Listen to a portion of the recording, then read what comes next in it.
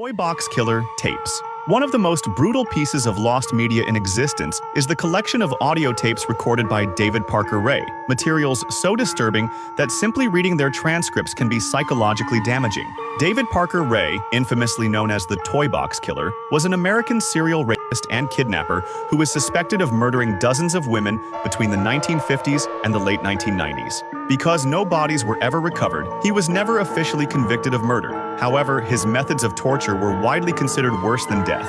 Ray held his victims captive inside a soundproofed customized trailer that he purchased for $100,000, which he sinisterly dubbed the Toy Box. He transformed this trailer into a literal torture chamber, equipping it with surgical instruments, whips, and complex devices designed specifically for prolonged physical and psychological abuse.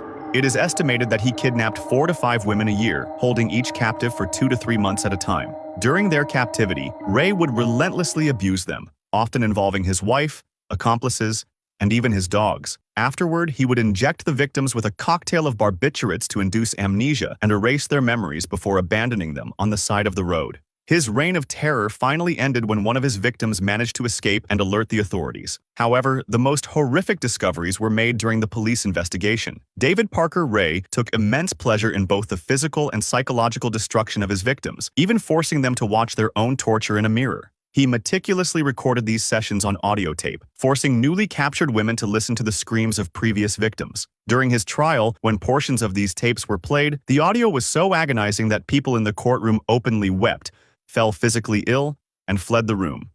To this day, those in the courtroom remain among the very few who have ever heard the actual recordings. The original tapes have never been officially published or leaked online. Instead, only the written transcripts of Ray's introductory tape are available on the internet. Even so, it is highly recommended that you do not read them. The content is deeply, genuinely harrowing.